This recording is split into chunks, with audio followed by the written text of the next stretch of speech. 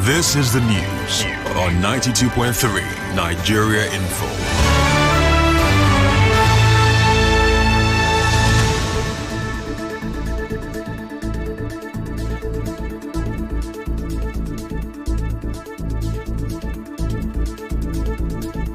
Good morning. It's Thursday, 2nd October 2025. Mental health is real. Seek help and end the stigma. On the news this morning, Governor Fubara sacks commissioners and public office holders as he hails Nigeria's resilience at 65th independence.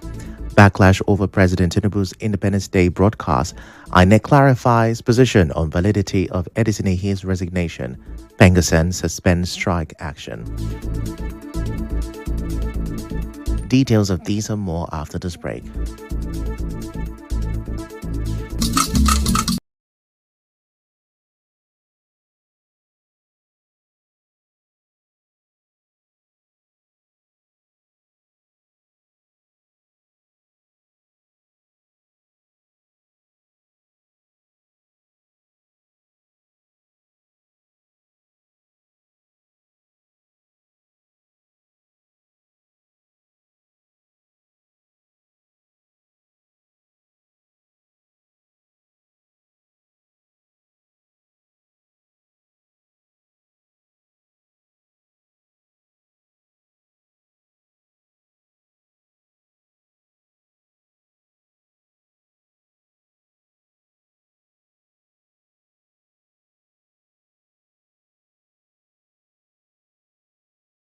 I'm Ifechukwu Muonyili with the news. Now, we begin the news this morning by telling you that Pengasen has suspended its nationwide strike after talks with the National Security Advisor and the management of Dangote Refinery. The union's president, Festus Osifo, says the decision was taken in good faith, even though some grey areas in the agreement remain unresolved. He warns that the strike will resume without notice if the Dangote Refinery fails to keep its side of the deal. Labour Minister Mohammed Dingyadi also confirmed the truce, insisting that unionization is a legal right and no worker will be victimized. The petroleum union embarked on a strike to protest the sack of over 800 personnel by the Dangote Refinery for allegedly joining a union, a claim the refinery denies. The Labour Minister now says that the over 800 disengaged workers will now be redeployed to Dangote subsidiaries without losing their pay. Now, back here in Rivers State Governor Siminalayi Fubara has relieved all commissioners and public officers affected by the recent Supreme Court judgment of their appointment with immediate effect. He made the announcement during a validatory session with his cabinet to mark Nigeria's 65th independence anniversary at Government House, Port Harcourt. Governor Fubara thanked the outgoing officials for their service and contributions to the state's development over the past 2 years. He also assured that he remains committed to serving Rivers with renewed vigor while appreciating citizens for their continued support. Now, INEC in Rivers State has dismissed reports on social media suggesting it refused to accept the resignation of the member representing Ahoda East Constituency 2 in the State House of Assembly, Edison Ehi. This clarification comes after some reports quoted the Rivers State Resident Electoral Commissioner as saying Ehi is still a lawmaker. The lawmaker resigned during the political crisis in Rivers State to become Chief of Staff to Governor Siminalayi Fubara. But in a statement, the Commission says the decision to conduct a by-election lies solely with its headquarters, not the Resident Electoral Commissioner. It explains that a by-election can only be triggered after INEC receives a formal notice from the appropriate legislative authority declaring a seat vacant. INEC also note that the resident commissioner's opinion on the matter was strongly presented as an official policy statement. The Commission insists that any claim it rejected the lawmaker's resignation is false and has no legal basis. It adds that once the Rivers State House of Assembly transmits a valid declaration of vacancy, INEC will begin the process of organizing a by-election. Now, let's talk independence. Rivers State Governor Siminalayi Fubara says the celebration of Nigeria's 65th independence anniversary is beyond the birth of a nation, but the resilience, unity, and strength that defines the citizens. In his Independence Day message, Governor Fubara said Rivers State stands proud of its contribution to Nigeria's growth. He noted that the anniversary is a time to reflect on the nation's journey, recognize the challenges, and celebrate the progress made. Governor Fubara also pledged to keep Rivers shining as a beacon of hope and opportunity. He assured that the state remains committed to fostering unity, driving development, and building a future where every citizen can thrive. Earlier on Wednesday, President Bola Tinubu addressed Nigerians, assuring that the worst is over as his tough reforms are beginning to yield results. In his broadcast to mark Nigeria's 65th independence anniversary, President Tinubu said his government will continue to justify the trust reposed in him by steering the country toward stability and prosperity. He adds that the foundation of a new Nigeria has been laid, and with collective effort, the nation will become more productive, self-reliant, and prosperous.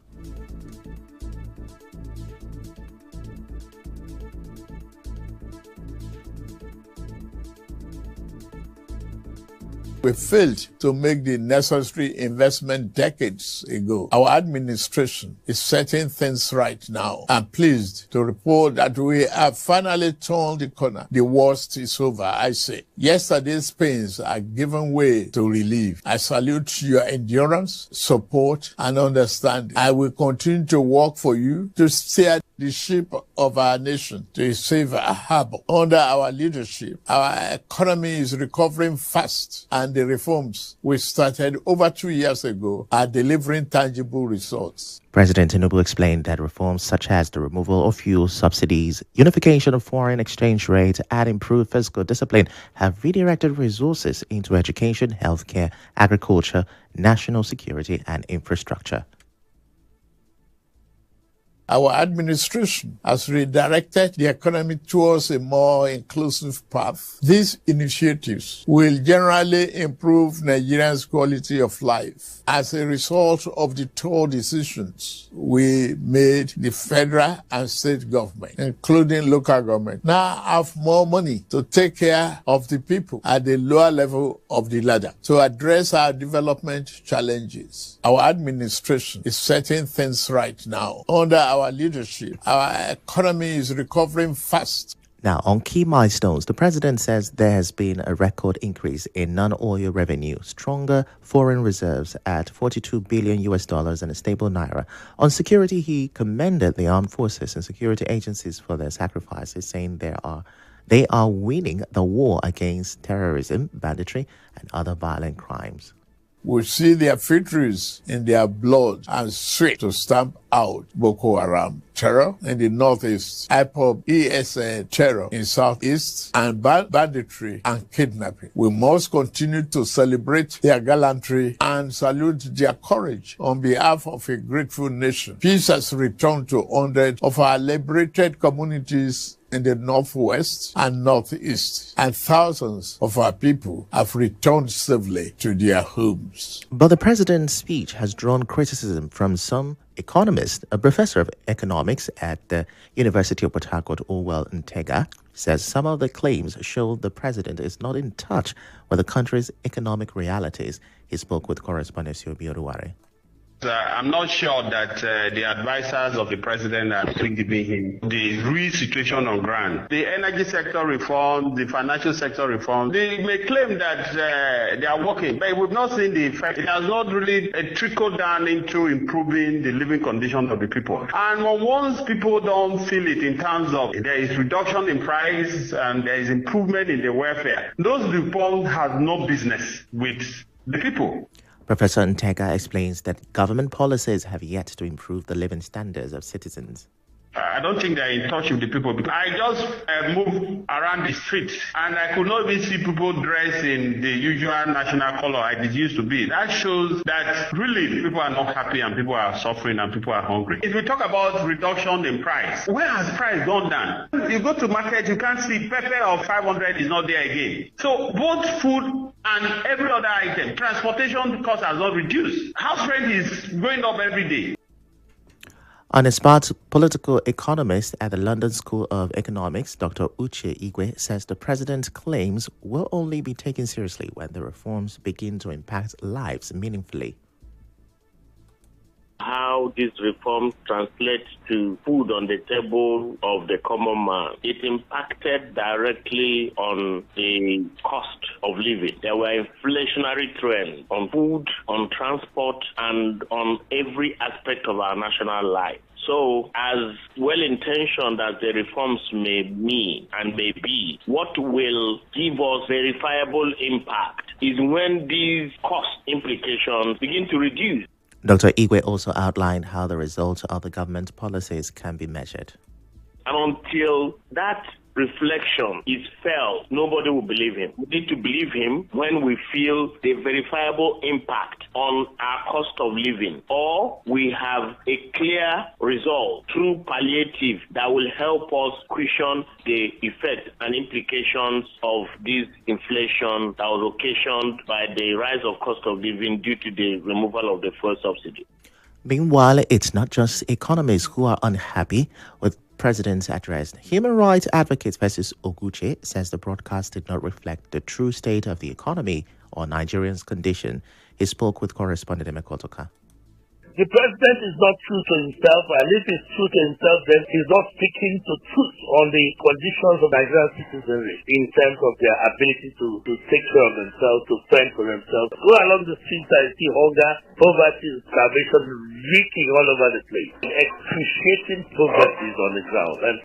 Now, he also faulted the development index presented by the president, insisting that the manufacturing and education sectors are in decline. According to him, insecurity is also getting worse. And he did not quite address the issue of security very well, and that's what ravaged the land. The level of unemployment, the fact that the youth are not engaged, it's a very big problem. I think we have a government that's much richer than the people, and they still collect from the people to enrich the government when the people are incapacitated. For rights activist Charles Jaja, he insists there is nothing to celebrate. Speaking with correspondent Mekotoka, Jaja said Nigeria still relies heavily on borrowing and operates under weak institutions.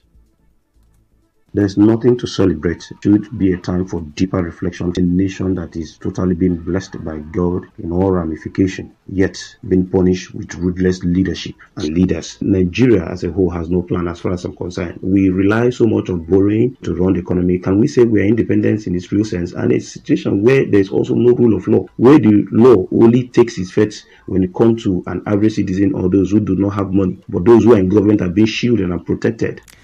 We have a boutique owner, Ihoma Bride, who makes good money but by selling green and white fabrics during Independence Day celebrations on the news. In a chat with Nada Samuala, she says that this year's Independence sales have been very poor. Between Valentine's sales and this October sales for Independence, I think I have more sales for Valentine because that period was actually love period and my sales was okay. But for the October sales, no, because I feel like people don't see any reason for Independence anymore because it's not something that is really kind of giving us that vibe. And it's not like before people take it very important, but now nobody has that time. Some residents spoke on why they chose not to wear Nigeria's national colors. What are we celebrating when there's insecurity in the country, there's a high level of poverty, people can hardly feed. And so you only celebrate when things are moving. I think the leaders should go back to the drawing board and understand the basis of the problems. Most of the policies that our government make don't seem to sit well, don't seem to reflect the realities of the society. I'm not wearing green and white. Nigeria is not even patriotic to me, so there's no way I can return that favor. If they stop embezzling, they will channel those funds to something that will better the lives of citizens. No green and white. Even if they dash me, I will not wear. I'm not proud of our leaders. I'm not proud of the way they are running the country. The leaders should change some laws that they have made that is favoring only them. Well, still to come, Obiakpo local government chairman convenes meeting to resolve land dispute. We will bring you the details after this timeout. Stay with us.